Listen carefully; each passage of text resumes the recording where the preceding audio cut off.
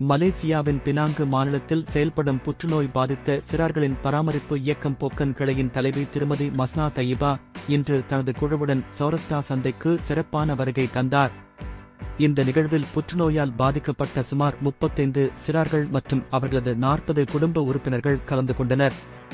வருகை தந்த அனைவரையும் மிகுந்த அன்பும் கவனத்துடனும் வரவேற்று அவர்களுடன் நேரில் சந்தித்து உரையாடி அவர்களின் நலனுக்காக ஆதரவளித்தனர்.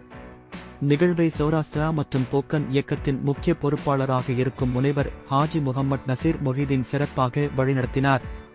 இந்த நிகழ்வில் தஞ்சம் பார்லிமெண்ட் ஆட்சிக்குழு உறுப்பினர் எம் குயிங், கொம்தர் ஆட்சிக்குழு உறுப்பினர் தேலை ஹெங், நகராட்சி மன்ற உறுப்பினர் பென்ஜி ஆகியோர் கலந்து கொண்டு சிறார்களுக்கு உற்சாகம் அளித்தனர். மேலும் சமூக ஆர்வலர்கள் பெஞ்சமின், ஷரீப் அனீபா, முனைவர் ஷிக் ஜெயினுடின், ஹாஜி அப்துல்லா ஆகியோரும் நிகழ்வில் பங்கேற்றனர்.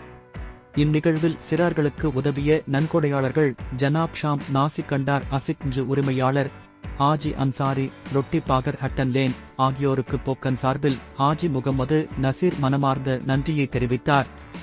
புற்றுநோய் பாதிக்கப்பட்ட சிறார்களுக்கு ஆதரவளிக்கும் இந்த நிகழ்வு பினாங்கு சமூகத்தில் ஒரு முக்கியமான உத்வேகத்தை ஏற்படுத்தியுள்ளது.